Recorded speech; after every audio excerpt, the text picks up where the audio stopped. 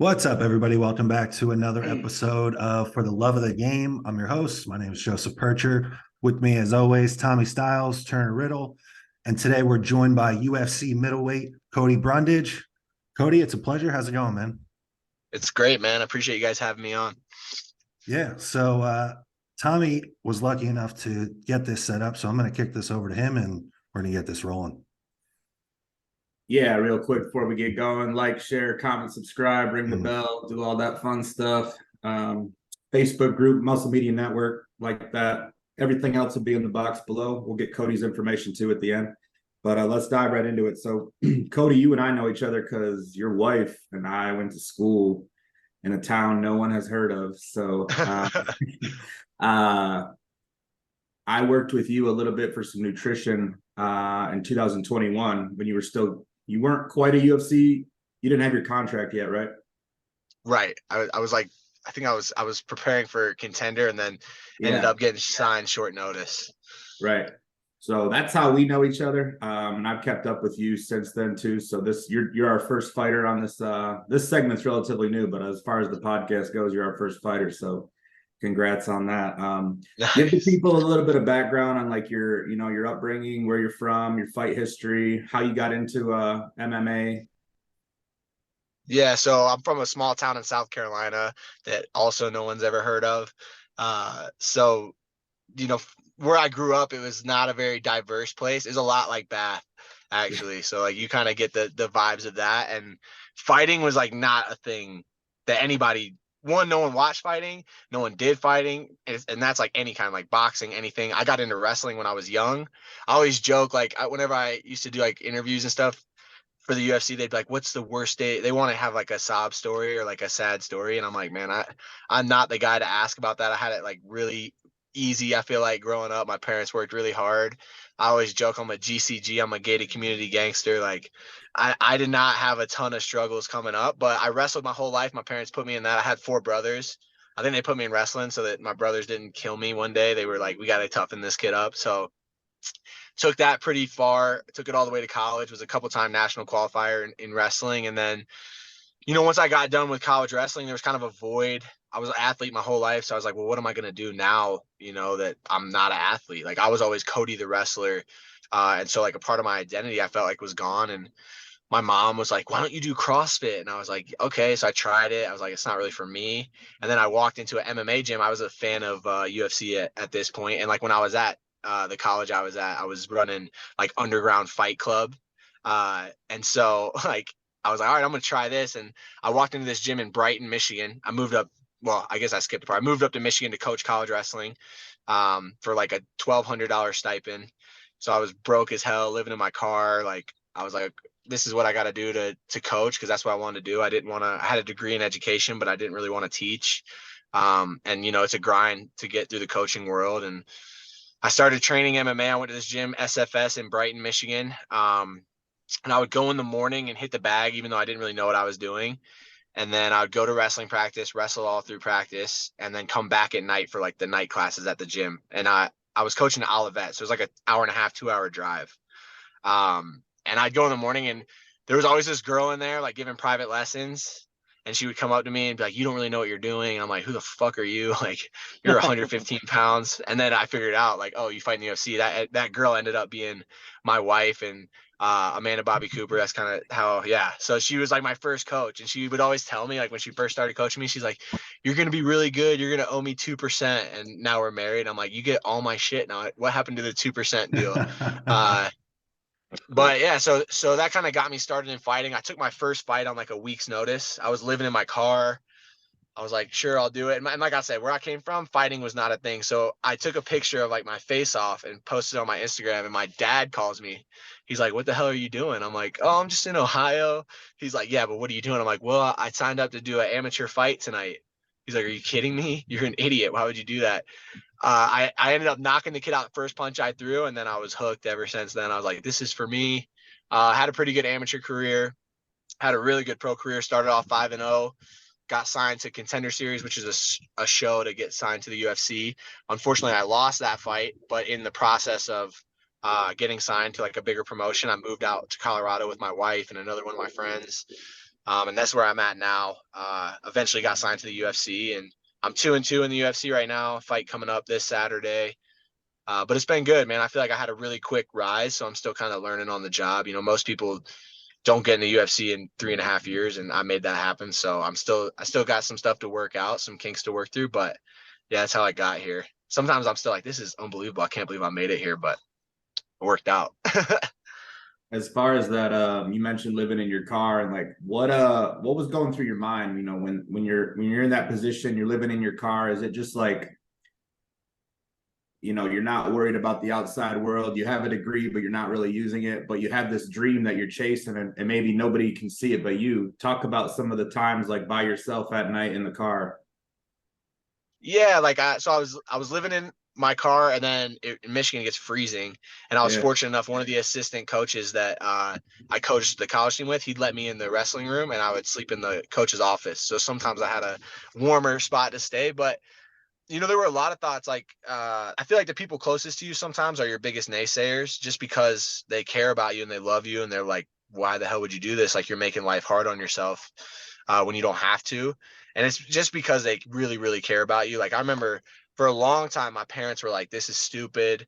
What are the chances you're going to make it to the UFC? Like, that's the 1% of 1% of people fighting.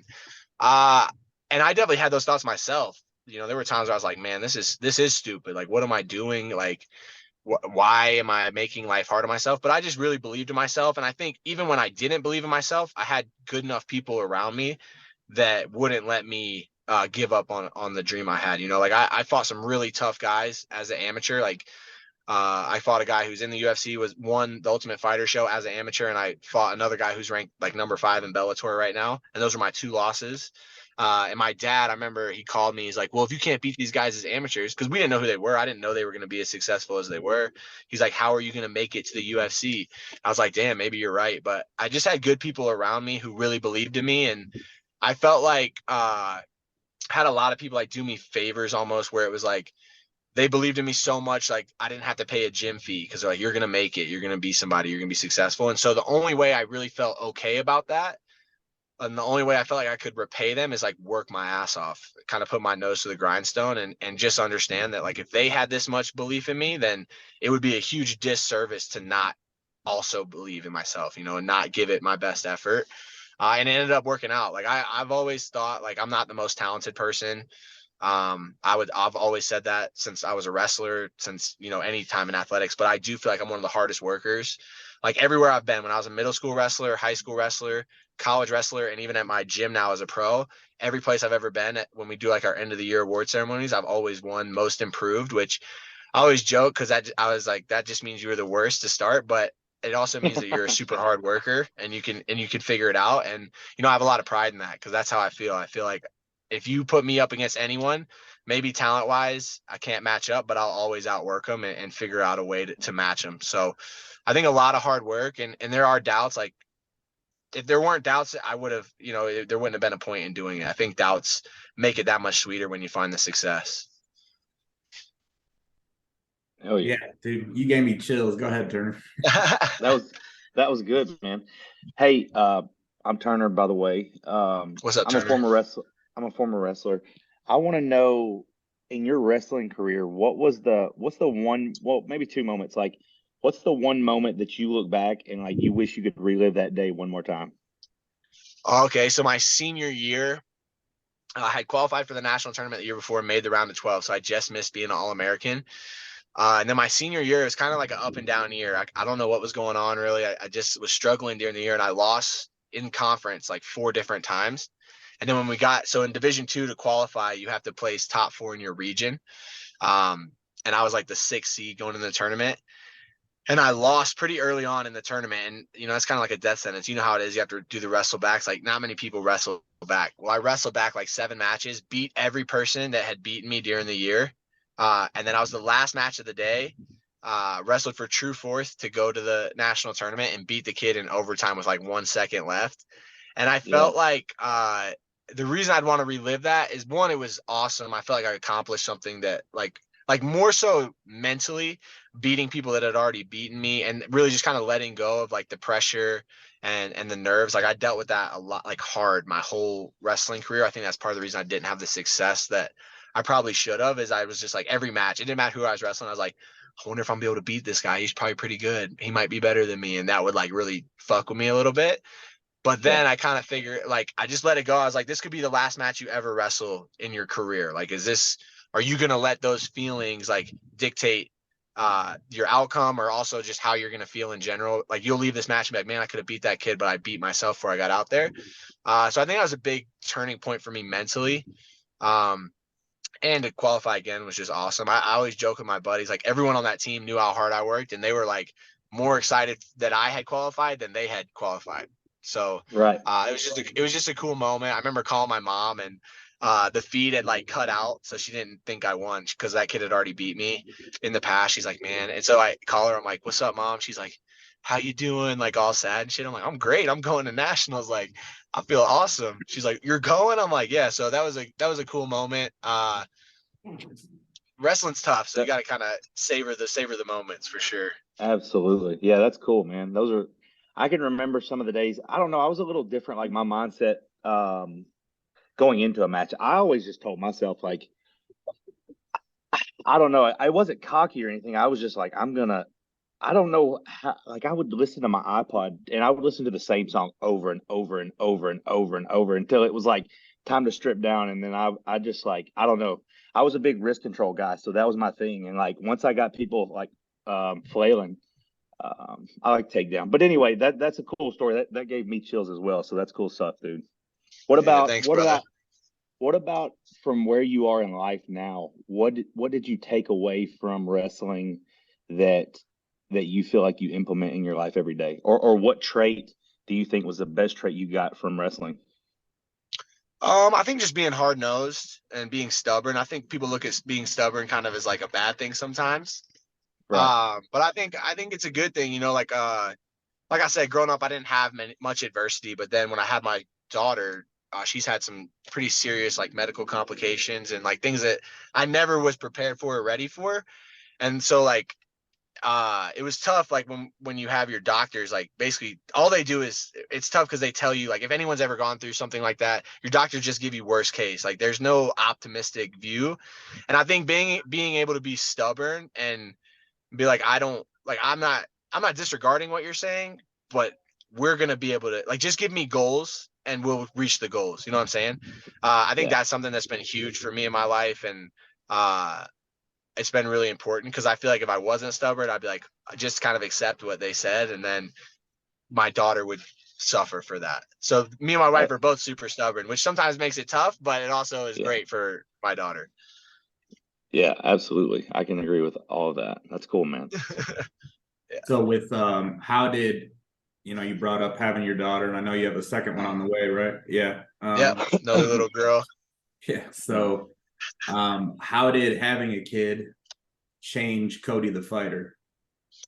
I think like everyone's like, you'll be more motivated, and I'm sure I am, but I don't really feel it. Like I feel like I'm one of the most like intrinsically motivated people out there. Like I push hard because I know when I hit that top step to go fight somebody, like it doesn't matter if I have a daughter or not. Like it's all on the work that I've done, and I can't have confidence unless I'm like, every fight I go into, whether I win or lose, I'm like, I know no matter what that the person I'm fighting is not outworking me. And that doesn't necessarily mean I'm going to get the win, but I have so much confidence when I get in there because I'm like, I put the work in. But having my daughter definitely changed my perspective and gave me perspective, because before I feel like fighting was everything, and that can be heavy. Like there can be a lot of pressure in that, and pressure is a good thing, but not when it's like overbearing. So when I had my daughter and kind of went through the complications with her, I was like, listen, man, like fighting's great, but a win or a loss is not going to break me. It's not going to define who I am. I'm not going to be a better dad because I won fights. I'm not going to be a better husband or a better teammate or a better person because I won fights or lost fights. And it just kind of made me realize that, like, if I'm doing everything in my life to be a great dad, a great role model to my kids, a great husband, if I do all of those things correct, being a fighter is easy. Like being a good fighter, as long as I'm taking care of everything else in my life, will take care of itself. Because like I said, I know I'm going to put the work in. So if I can cover all my other bases, then like that's how I feel like, one, you leave a good legacy, but two, like you can be a great successful fighter. Because when all your shit at home is fucked, like you're not gonna be successful in anything, whether it's business, fighting, bodybuilding. Like if you don't have things steady at home, if you're not trying to be the best version of yourself in every aspect, it's gonna be hard to be successful in individual aspects, if that makes sense. Yeah, that's a big parallel that you touched on of like your goal is just to work as hard as you can and let the chips fall as they may in your fight. That's a parallel to bodybuilding. You know, it's offense only. You can't really play defense in bodybuilding. So you take care of your shit on your end and show up on the day that it's time to get on stage, and however it comes out is how it comes out. But yeah, and I think you can have, when you do that, it gives you, like, going into it, you have peace with result, which I think is huge. If you're, because everyone always says like don't focus on result, but if you haven't done all the work, then that's like the only thing you can focus on, because there's nothing else. Like if you didn't do the work and then you don't get the result you want, you're like, shit, man, I didn't get the result I want, and you can't have any positives. But if you don't get the result you want, but you grew and you got better and you improved things, you can go back to that and be like, okay, maybe I didn't get the result, but I did a lot of things right. I don't need to scrap everything. I just need to make some small tweaks and adjustments, which I feel like allows you to move forward. Because when you feel like you have to overhaul everything, it can be overwhelming and you're like, man, what the fuck am I doing? You know, like it's tough to make that adjustment. Is there go ahead, Joe. I was gonna ask you, because there's just a recurring theme that I'm noticing where it's like, you know, you're talking about speaking with the doctors about your daughter, and it's like, hey man, just give me a couple steps or a couple goals to knock out and get this thing rolling. And then you're talking about, you know, everywhere you've been, you're the most improved guy. So I want to ask you, like, going back, was the long-term goal always to get to the UFC or bring this as high as it was? Or was it just like, man, I want to get better at this. I care about this and I want to keep getting better at this. And if not, if the goal was not always to get to the UFC, what did you do, or at what point did you look at it and think, holy shit, I'm going to get to the UFC? I think like the goal wasn't ever really, I mean, the goal is always, I guess, to get to the UFC, but it also was never really the goal, right? Like, right. Because it seemed at one point it seemed super far away, and then it also seemed like I'm gonna get here, right? And then I didn't want, when I got there, for it to be like, okay, I made it, you know what I mean? And then be 0-2 and out of the UFC, because that happens quick. But I feel like the reason I love fighting and the reason I was drawn to fighting is it's like, I know you're fighting someone else, but it's truly just like the prove it to yourself business. Like every time I step in there, I feel like I'm proving to myself whether like I'm doing the right things in my life. I have courage, like I am prepared, I have discipline. Like everything that goes into a fight is what I really drew me to the fight. Is like I can leave with my head held high at the end of every fight and be like, okay, I did everything I could to be successful in a really tough environment with a lot on the line. And I was super vulnerable in front of a bunch of people, which isn't easy to do. And so there's not really many other things like that. I would imagine, I've never done bodybuilding, but I would imagine bodybuilding's a lot like that. Like you have to put like a ton of effort into what you're doing and then be on a stage half naked in front of a bunch of people for them to judge you and critique you. And they don't know any of the work you put in. They don't know any of the time and effort and sacrifice. And then you get their critiques and you're like, man, fuck you guys. You don't know what I'm doing. And like, so I feel like there's a lot of parallels there. But it's just something, there's not many sports out there that like is the prove it business, right? Like there's teammates you can fall back on. There's just like things you can hide behind, and fighting, bodybuilding, boxing, wrestling, like all those things, you got to lay it on the line and accept the result and accept that like either you did the work or you didn't do the work. So I feel like that's what really drew me to it. And like I said, it's a weird thing because when I first started, I was like, man, the UFC is so far away. And then as I started doing it more, I was like, man, I'm going to get to the UFC. And once I get there, I want to be there for a while. So it was kind of, I don't know if there was a big shift because I was always working. Excuse me. I was always working really hard. But I think it took me a minute maybe to realize like, okay, I can get there, because at one point it's like, you feel like the little kid that's like, hey, what's your job going to be? And you're like, I'm being the NFL. And they're like, well, that's stupid. What's your backup plan? You're like, I'm being the NBA. And they're like, you're not understanding what we're doing. And I remember like having those conversations with my parents and people close to me. They're like, what are you doing in your life? I'm like, well, I'm kind of working odd jobs and doing this fighting thing. And they're like, well, how much are you getting paid? And I'm like, well, I got paid like $400 my last fight. They're like, that's not a job. I'm like, yeah, but one day it could be. And then trying to explain to people like, I could get to this. And they're like, yeah, but what are the chances? You know what I mean? So I always felt silly doing it. Now that I'm there, all those people hit me up. They're like, man, it's so awesome that you're there. I'm like, yeah, remember this DM you sent me like 3 years ago? It was like, you're never going to get there. Yeah, I do. So I don't know. It's definitely it's a wild thing, I think, but it definitely forces you to put yourself on the line, which one, most people aren't willing to do. And two, most people that are willing to do it aren't willing to do it for an extended period of time, right? Like you do it a couple times and you're like, all right, man, I'm over this. I'm not going to do this anymore, because it can be pretty painful, bro. It can be pretty, because no one knows that, like I said, no one knows everything you're sacrificing and putting into it. And then when you don't get the result you want and all you have is critiques, it's like, what am I even doing this for? And that's why I think it's so important. Like, you have to do it because you want to prove it to yourself more than anything. And like I said, there's not many things, not many sports anyway, that force you to do that. Yeah, good stuff, man. I got a question. Yeah, go ahead. When you were in the earlier stages, when you were referring to the critiques and the people that were talking, naysayers, whatever, do you have one critique, or the people that were sending you DMs saying, dude, that's a far shot or whatever, like, do you have one of those that you still remember to this day that you'll probably never forget? Yeah, I do actually. I remember I've always been pretty good about taking my losses well, like on the chin. And I feel like wrestling is something that, because we wrestle so many times in a year, you have to take the loss and then bounce back. So I've always been good at that. But I remember after I lost on Contender, I had a baby on the way. My first daughter was going to be born in a few months. And I was like, how am I going to provide for this child? I got to claw my way back to a UFC opportunity. And I was on the phone with one of my family members. I'm not going to say who, but I was on the phone with my family members, and I'm obviously upset. And they were like, so what are you going to do now? I'm like, I'm going to get my ass back to the gym and figure it out. Like, I'm not quitting. I'm like right there. And it was, they weren't trying to hurt me. They weren't trying to like bring me down, but in their mind, they were like, well, that dream's done. He was close, good for him.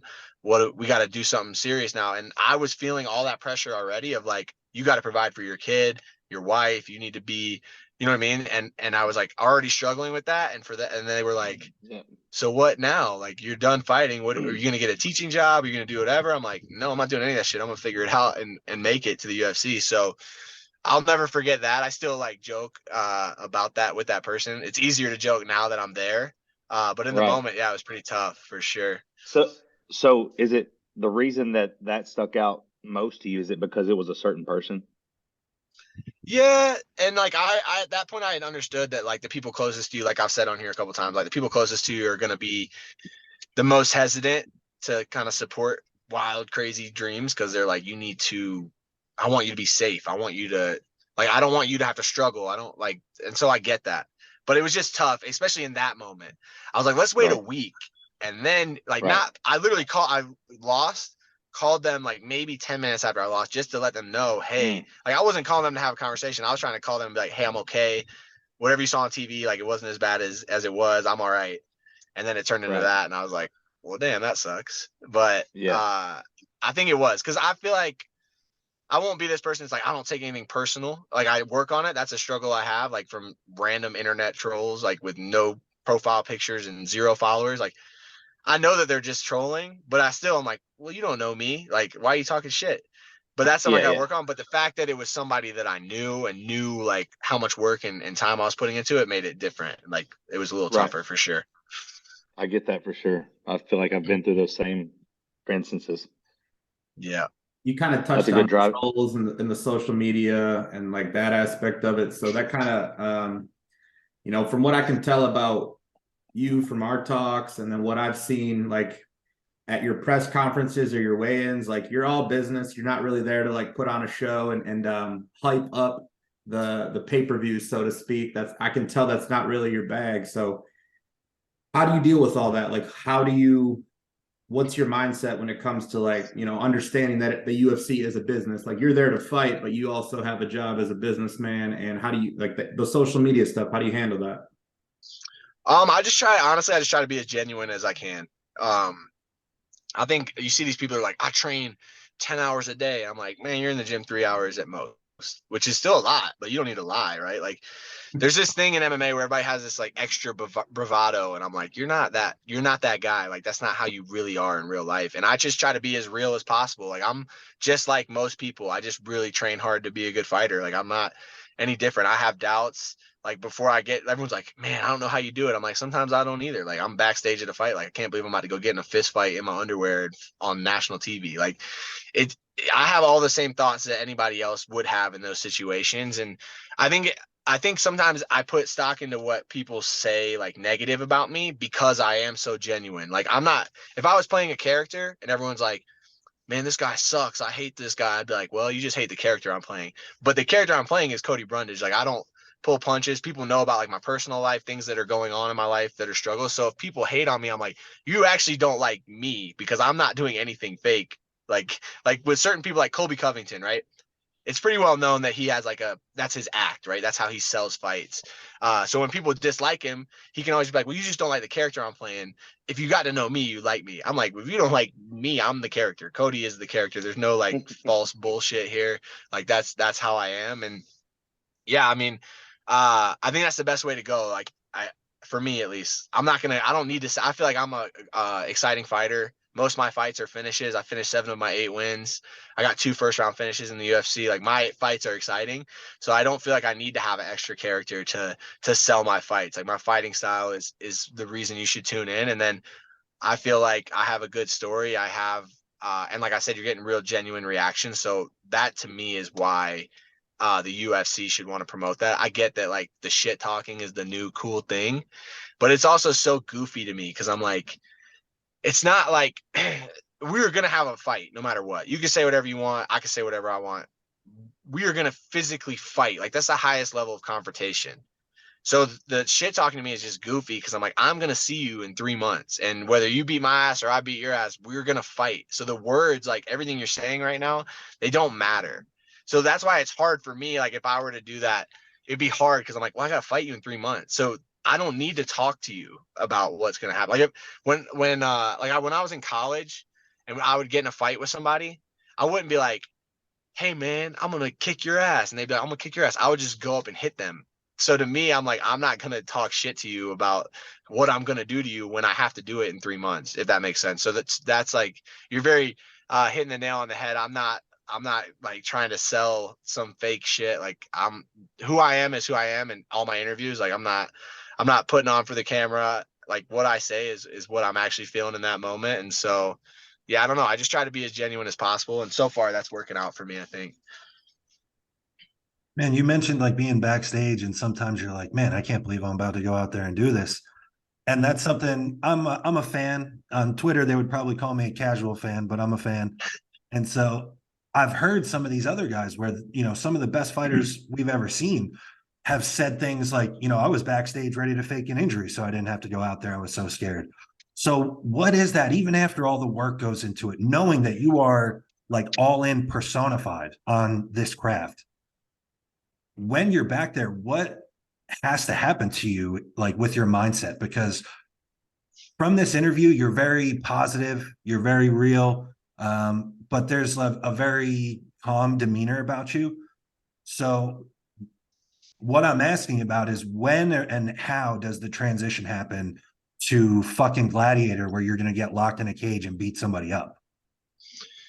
Yeah, I think like I'm a pretty easygoing guy outside the cage, and so like I think when I get to the venue, I start to flip the switch.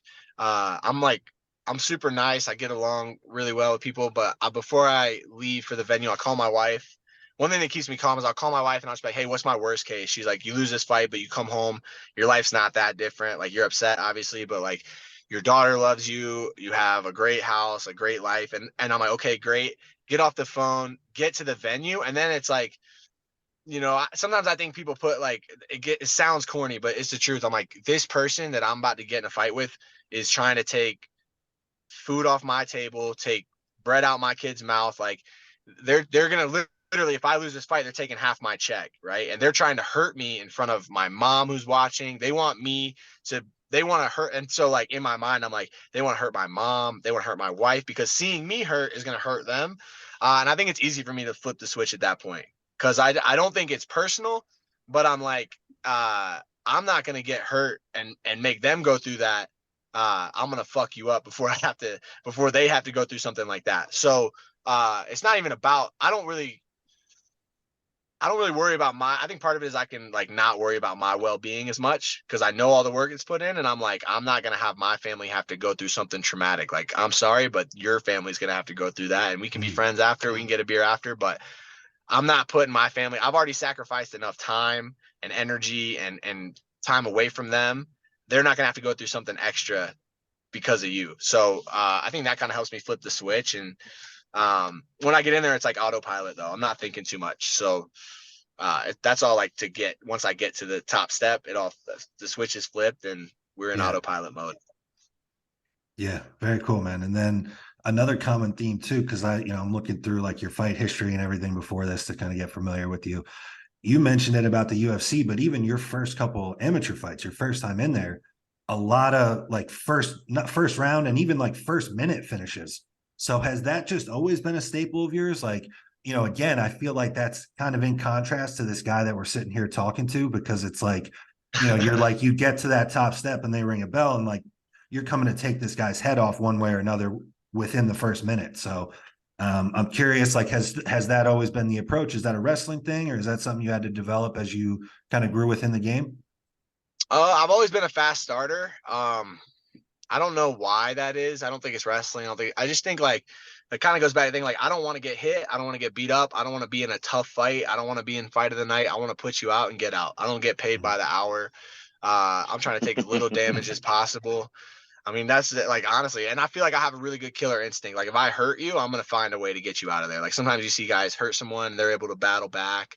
Like if I hurt you, the fight's over, because I'm not letting you come back. I'm not trying to be in there for 15 minutes. Like I'm not trying to be talked. Like I would hate for people to be like, damn, like that kid's so tough, because that means you got in a war. Like I don't want people to say I'm tough. I want people to be like, wow, he gets it done fast. So I don't know. I just feel like, and I also feel like people want to get comfortable, right? Like we see people like try to have like this 1.5 minute, 2 minute feeling out process. Yeah. I'm not trying to have a feeling out process. I'm just trying to get you out of there and get home and enjoy my winnings and get back to training. And like, I don't want to, like I said, I don't want to be in there for a long time. Yeah. Makes sense. Love it. What's your downtime like after a fight? Like what where are you at mentally? Obviously probably the result, plays a role, but where are you at mentally, and like how quick do you want to get back to the gym after a fight? I try to get back as quick as my body will let me. Winning's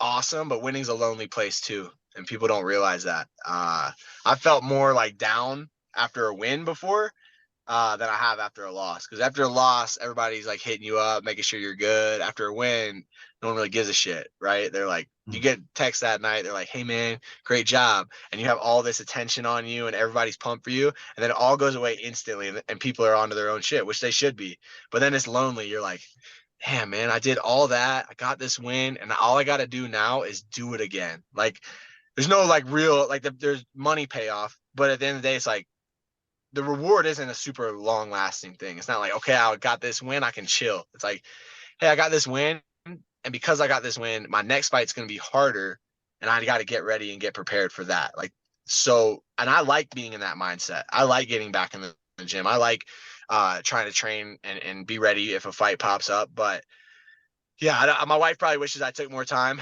for sure. She probably wished I'd have some more time at home with her and Kingsley, but I'm not in it for a long time. I'm just here for a good time, man. I'm not trying to fight till I'm 40. I'm trying to get in, get out, get as many fights as I can, make as much money as I can. And to do that, you got to stay in the gym pretty consistently. So if my body lets me, I'll be back in on Monday. I fight Saturday, be back in on Monday. That's a blue collar work ethic. I mean, that's how I would say that. I think the three of us approach it after a show the same day. We might be training Sunday, definitely by Monday. So, I can respect that, and I get it. I mean, it's just that's what this podcast is titled, For the Love of the Game. Like, you just love to train and you love to work hard. So you touched on intrinsic motivation. Like, I can like, I think the three of us can all relate to intrinsically being motivated, but I'm curious of like what drives you, to put yourself through a fight camp, to put yourself through things that you don't want to do. Like, obviously the word is discipline, but what is the voices inside your head saying when you don't want to do something? I think fear, honestly, is a big motivator of mine, because whether they are or not, in my mind, I'm like, if I don't go do this, whether I want to do it or not, if I don't go do this, my opponent is doing it. And he's going to try to fuck me up in front of my family. And he might have outworked you if you don't go do this. So I think the fear of being outworked is something that really motivates me. The fear of like getting in there and feeling underprepared is something that really motivates me. So it's not the main motivator, but fear is a big one for sure. Like, because it is such high stakes, and I don't want to ever, I can accept the loss if I did everything I was supposed to do. Like, I won't even say accept it, but I can work through it. But it'd be really hard to work through a loss when you know you didn't do what you need. You know what I'm saying? Yeah. No, that's real. I always like to pick the brain of people who like just get up and do what they're supposed to do. Like, I think other people from the outside and looking in always look at, like a fighter or a bodybuilder or somebody doing something that encompasses their whole life as like that person is so other, they're so above. But really, it's just, you have all the same issues everyone else does. You just choose to override them and keep showing up. Yeah, that's the thing. Like, I always think it's funny when people are like, man, you got the best job. It's you. I'm like, you don't know. Like, I have to do crazy shit and work my ass off. And like, they think because I'm not working a 9 to 5, they're like envious of what I'm doing. I'm like, I don't go out and get to hang out with my friends. Like, you're drinking every weekend. I'm not drinking every weekend. I miss time with my daughters, my wife. Like, I have some of the highest stakes, like wins and losses, in terms of like what it's going to do to you emotionally, not to mention like to your brain and physically. Like, so like when people tell me that, I always laugh. I'm like, well, you don't know though. You just see like the glitz and the glam of like, oh, you won, you're on ESPN. I'm like, yeah, that part's cool, but all the other shit is really hard. Like, I would never much rather do what you're doing, because what you're doing sucks. I don't want to work a 9 to 5. Like, and I've worked a 9 to 5, so I'm not saying like there's any shame in that. But the reason I work and train so hard is I don't want to go back to that. I want to live a life with passion and do things on my terms. But when people tell me that, I'm like, it's just because you don't know. Like, if you went through a week of what I'm doing, you'd be like, man, I'm gonna go back to my job. Like, this is not fun for me, right? And I'm like, and that's the other thing is like, they're like, if it's not fun, why do you do it? I'm like, it was not supposed to be fun sometimes. Like, is your job always fun? No, most of the time it's not. But when it is, it's great, And for me, when it is, it's really great. So I think some people get caught up in that too. Like, well, it's not fun. Like, wrestling is not fun. It's not a fun sport to practice. It's really hard, but the good moments are awesome, right? Like, that's why I liked it so much. It wasn't like I was having fun every day at practice, but the payoff was worth it to me. And that's how MMA is. Like, most of the time it's really hard and it sucks, but the payoff is worth it. And that doesn't mean like, oh, wins are worth it. Because if it was just about winning, I'd be like, well, that doesn't happen. Like, it's so hit or miss if you're going to win that it wouldn't be worth it. But like the payoff in terms of like I said, proving it to myself and the feeling I get of getting in there and knowing how hard I worked and just feeling like I'm doing the right things as a man and as a person, and I can do those through something I love to do. I feel like that's what the payoff is. But yeah, it's not easy. Like, a lot of times it sucks. A lot of times it's really hard. And then you add on top of it, like, at least if you're working a 9 to 5, it sucks, but typically your money's pretty consistent. Like with MMA or any other job that you're doing, that's like, you're trying to chase a dream. Like, my money's not consistent. Like, I'm doing this job that sucks a lot of time, hoping that I'm going to get the payout of financially, you know what I mean? So yeah, I just kind of laugh because people are like, man, you got it made. I'm like, you have no fucking idea. But thank you. Those are the same people that were laughing at you when you said you made $400 for a fight. Exactly. They're like, you're an idiot. Why would you do that? I'm like, well, Yeah. I don't know. Because it sounds to me, I feel like telling them, like, when they say when people like are naysayers, I'm like, as stupid and dumb and terrible as it sounds to you, for me to do what I'm doing, that's exactly what I think about your 9 to 5. Your Like job. that sounds like the worst life to me. Like, and it's Yeah. not. Some people love it, but to me, I'm like, I've worked a 9 to 5. I've done sales, and I was successful in those jobs. It wasn't like I wasn't successful. It's like, that's why I'm gonna go do this. That's the other thing people think. They're like, you couldn't work a real job. I'm like, no, I worked a real job. I made way more money. I was a lot more successful, but I hated my life and I hated the things that I was doing. That shit sucked to me. So I'm like, you know, as stupid as you think what I'm doing is, I think it's equally as stupid what you're doing. So I don't know. You know what's funny about that though is like that same person you're talking to, they give you their opinion saying that. Like you didn't go to them and say, "Hey man, your job is fucking stupid. Why do you do that?" They're coming to Right. you and they're like, "Man, you know, you should do," like they're telling you why what you're doing is stupid, and they're, you know, they brought that conversation upon themselves, and then you're just sitting back like, "Yeah, well, I think your shit's stupid too." Like, but you Yeah. never outwardly started that conversation. You know what I mean? Like the Yeah. whole conversation is centered around you and what you're doing. Yeah, for real. Yeah, I agree. That's great. I never really thought about it like that, but yeah, for sure. Like, I've never gone to someone and be like, you being a teacher is so dumb. Yeah. All right. Like that Yeah, just would never cross my mind to do that. I'm like, you know, if you're doing exactly. what people are just doing what they're doing, trying to make it. And if you're enjoying what you're doing, all the better. And if you're not, I would really encourage you. Like if you're watching this, and you're like, man, I really don't like what I'm doing. Go do something else, because like no job, no amount of money is worth being miserable, because over half your life you're going to be working. So find something that you can enjoy doing, and realize that, hey, that it might suck a little bit, it might be really hard, and that's okay too. Like that's work, but just as long as the payoff is worth it to you, make it happen. But I hate when I see people complaining about their jobs and their work all the time. I'm like, how can you be happy in your life, because you're there 80% of the time, you know? So Right. I would really encourage anyone that's like, I hate my job, go do something else. There's tons of jobs out there. Go find something that you feel like is worth it to you. I think when you go through, you know, you talk about living in your car and like probably there's probably a lot of times in your head, because I can relate, where you have to decide which bill you're going to pay, which one means more, and which one you're going to take a late fee on. Like I lived all that at a certain point in my life. Like I think when you go through that and you realize you can bounce back from it, like it's not the total end of the world if you find yourself living in your car. Like I was living in a gym before, you were living in a wrestling coach's office.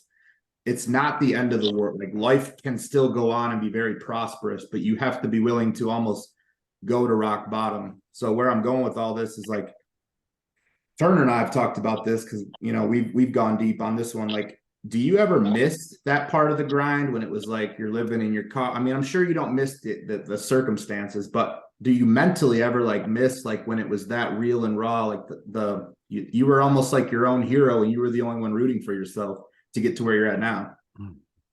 Yeah, not really, because I feel like I still have that. I feel like I still have that same mindset, and I feel like I never, even though I was living in my car on my own, living in the coach's office on my own, I still had like Bobby supporting me. I still had people that believed I could do it. So I wasn't ever like mentally alone in terms of like the belief I had. Right. And I feel like I'm in such a good place where like I still feel like I need to be the hero of the story. I still feel like even though I don't have some of the adversity, there's other adversity, right? Like there's other things that I'm dealing with to try to overcome that are equally, if not more, harder to deal with than what I'm dealing with, was dealing with back then. Because then it was just me. I didn't give a shit. Like for me, I'm like, whatever. I'll live in my car. I'll eat whatever is available. Like I didn't care, because to me it was easy. It was easier when it was just me. But now I have like other responsibilities and people that depend on me, and that makes it even harder. And it makes me not motivated more, but I do work really hard, because I'm like, how disrespectful would it be to those people to not like work to my full potential? Hey, is your wife, is she a stay-at-home mom? Yeah, so my wife actually fought in the UFC before me, like I was saying, and then once she got pregnant, fighting kind of, obviously she wasn't fighting, and then once we got the diagnosis with Kingsley, she actually went and got her CNA so she could be Kingsley's full-time caretaker. Wow. So she's my daughter's full-time caretaker. She is a stay-at-home mom, but it's not like a normal stay-at-home mom. She's like working really, really hard, and she's also going to school for psychology right now, getting her degree. and she runs a small business, and she's 7 months pregnant. So my wife is a rock star. Like I always joke, I'm a hard worker, but I'm the least hard worker in my family. My daughter busted. She has like 7 to 8 different therapies a week, and my wife busted with her, and like it's easy to be motivated with those two around for sure. Hey, I think it's fair to say that I was having the same conversation with a buddy of mine, and we were kind of like Tommy and I were really aligned in bodybuilding, and this other guy that I'm talking to, we're the same way. And now he's got 2 kids, thinking about having a third. I've just got 1 kid, but it's kind of safe to say that you never really tired until you've had a kid. Like, and the reason I say that is because him and I coach a lot of people, and when you're single, don't get me wrong, like I'm not knocking single people. I still miss a lot of the single days, but like once you have a kid, the whole fucking grind is totally different. You know what I mean? It's like, and I have no clue what you're going through with the symptoms that your daughter has. So that's even something else I can't speak on. But like when you're going through these things and you're still like pushing the envelope on what you're trying to do, there's really no time. And it's true for anything, but like once you have children, like there's really no rest. And the rest that you do get, like you got to take advantage of what you can get when you can get it. Yeah, I think part of it too is like when it was just me, there was no balance, right? Like I'm going all in, doing everything. And then even when it was me and my wife, like she's a former fighter, she gets it. There's no balance, and she's okay with that. But once your kids are there, you can't explain to your kid like, oh, sorry, you know what I mean? They don't get it. And even my wife, like at that point, she's like, you got to figure something out. Like I don't need 50-50 balance, but there's got to be some kind of balance. So I think that is exactly what you're talking about. And it's the truth. And it's not like I feel like I have to balance this. Like I wish I could balance it more, because you do feel guilty a little bit, and you feel like, man, am I not like covering all my bases here of like the things that are really important? So that can be stressful as well. But you know, I feel very fortunate the situation I'm in. Like my wife knows I'm doing the best I can, and she appreciates it. And I don't ever feel like negative energy from her, like you're not doing enough, or you're not here enough, or this is all on me. And like, because if that was going on, like I said, if your house isn't in order, like it's tough to be successful. So the fact that I have her like full support, and the balance that I am able to do is enough, is huge. Absolutely, man. All right, man. So let me ask you, this guy that you're fighting, you were scheduled to fight him previously, canceled, get another crack at him. What's the prediction? What round is it getting done in? Let's hear it. This is your chance. And everyone always says like first round finish. So I feel corny saying that, but I feel like I have a way better gas tank. I feel like I'm better everywhere. You know, he has a very specific way that he can win. I feel like I can beat him in any way. I feel like I'm already up 1-0 on him, because if we were in wrestling, you know, that's a no-show. That's a DQ. I got my hand raised. So I just feel really good, man. Everyone always is like, it's my best camp. I don't know if it was my best camp, but it was the most complete. I did a lot of work with my sports psych guy. I have another therapist I talked to that he's a student, and he was trying to get his hours. He's like, hey, can I use you? I'm like, yeah, sure. And he's a quadriplegic kid. And so I'm like, bro, if I can't get perspective from that kid and appreciate all the things I get to do from that kid, then like, what the hell am I even doing? So I've got a lot of good perspective from him, and I just feel really good, man. Like I said, I usually have a lot of negative anxiety. I don't really have that. I'm just kind of excited to compete, and I think I get to finish. Like I said, I'm a finisher. I think late second, early third, TKO, KO. I get him out of there. All right, and then the follow up to that is, do you have your call out prepared? Man, I don't care who I fight next. I just want to get out of the Apex, man. I'm sick of being in that little building. I want to get. I was going to ask, what is that? Does that just completely change the game plan with the smaller cage? No, not really. Like the cage I spar in at my gym is the same size, even maybe a little bit smaller. So, but it is. I just hate fighting there. Like tickets are like $2,000 a ticket because it's so small. I'm like, I want to fight somewhere that my family can come. So I don't care who I fight next. I've never really cared. I've always signed on the dotted line, whoever they send my way. So I don't care who it is. I just want to get out of the Apex. So hopefully we can make that happen. All right, I'll talk to Dana for you. Say my man, let him know. All right, Tommy, anything else for the guy? No, dude, Cody's got the similar mindset to me. I could go for hours with him, but I was gonna say, I almost feel like we should have him back on if he's willing. No, yeah, I'm down for sure. you mentioned the sports psych, and that could be a whole nother segment. Dude, I swear to you, that was the first that my red flag went off where I'm like, man, this could be another 30-minute conversation. Yeah. Yeah. So one thing I will say about the sports psych, I've worked with a lot of sports psych guys, and the reason, and I've always left because they're like, you can't think negative. You have to be positive. And the reason I stayed with the guy I'm with now is he's like, you're gonna think negative. Like that's how your brain. You can't. If I told you don't think something negative, what's the first thing you're gonna think? You're gonna think a negative thought. He's like, all I want to do is just give you some tools to deal with those negative thoughts and get you back to positive. And he was never this guy that was like, rah, rah, always positivity. If you're not positive, you're losing. If you imagine a bad thing happening, it's going to come true. Like he was very real and very much like, listen, there's going to be bad shit that happens. You're going to have bad thoughts. You're going to visualize bad things. That is going to happen. We just need to figure out how to move past it and not dwell on that bad shit. And I was like, that's what I need.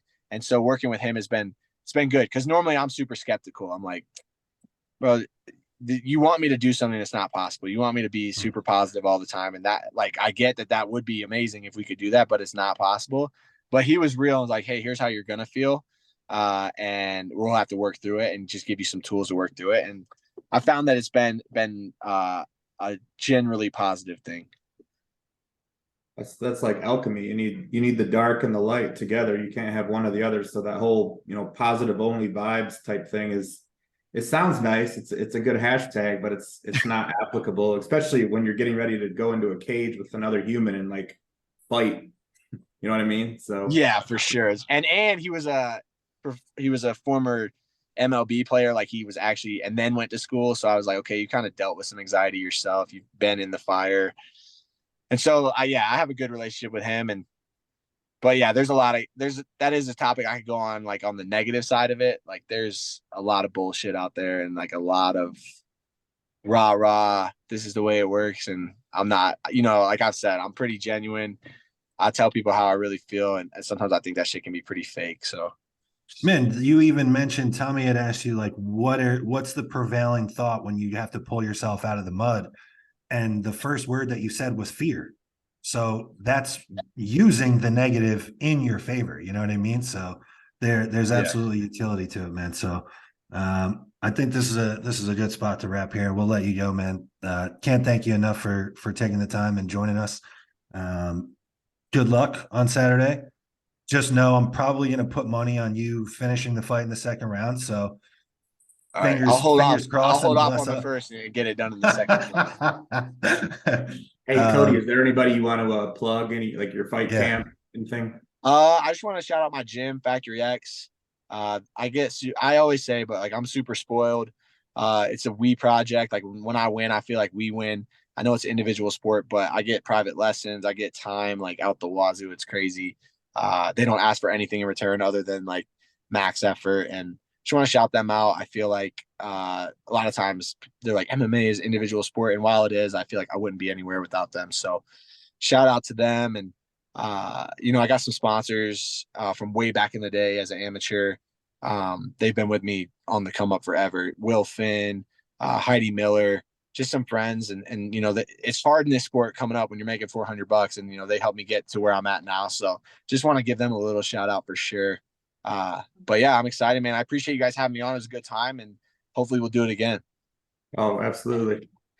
Yeah, absolutely. So thanks for everybody for checking it out. And until next time, we're out.